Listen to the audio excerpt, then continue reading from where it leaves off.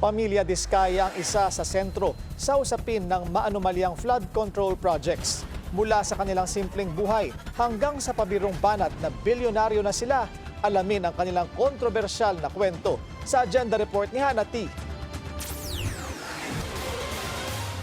Sabi ng mga kaibigan nyo, sumasabak kayo ngayon sa mas magulong buhay.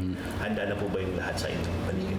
I think so, yes. Mula sa nooy excitement nilang sumabak sa politika, hanggang sa ngayon, nalaman na nga sila ng balita na nanatiling mainit na usapin sina Sara at Curly Diskaya.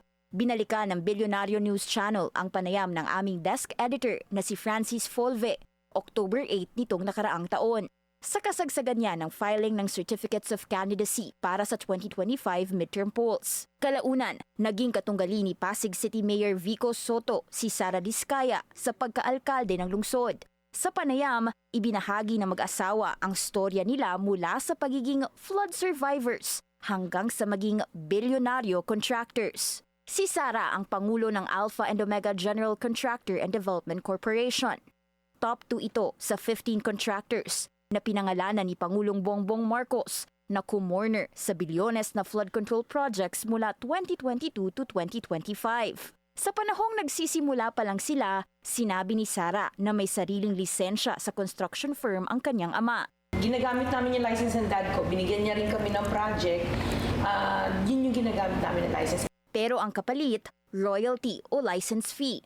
Yan ay para matuto raw silang mag-asawa dumiskarte sa buhay. Kung hindi siguro ginawa ng biyanan ko yun na business is business at hindi niya kami chinarge ng license fee, hindi siguro kami matututong magsarili na mag-asawa. Sa unang Senate Blue Ribbon Committee hearing tungkol sa flood control projects, nabunyag na open secret ang hiraman ng lisensya sa construction industry.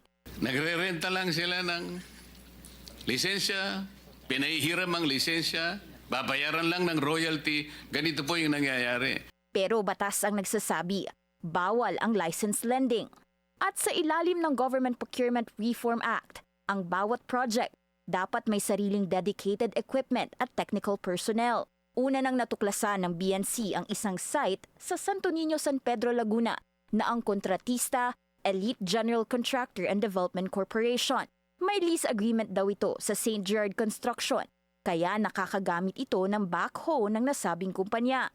Ang dalawang ito nauugnay pa rin sa mga Diskaya na una nang nilahad ni Pasig City Mayor Vico Soto. Sumatotal, hindi bababa sa 7 Pasig-based firms ang ino-operate umano ng pamilya.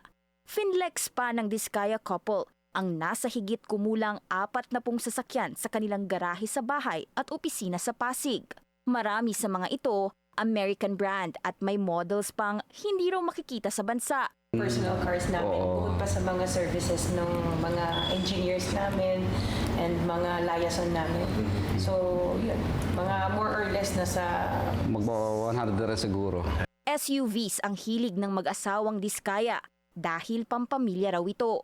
May pabiru pang sinabi si Curly sa total assets ng kanilang pamilya in 1 year. Ngayon pong 2024, magkano po yung asset na pinag-uusapan natin ng pamilya Diskaya? Hindi namin kinocompute pero yung mga ganun po. Parang kaparang ng title ng ano niyo, ng station niyo, ng bilyonaryo niyo, tunnel niyo. Parang ganun lang din. Sa ngayon, kalat na online ang interviews ng pamilya Diskaya tungkol sa kanilang buhay, lalo na't mainit ang anomalya sa flood control projects at hindi naman nawawala ang baha sa iba't ibang bahagi ng bansa tuwing tag-ulan.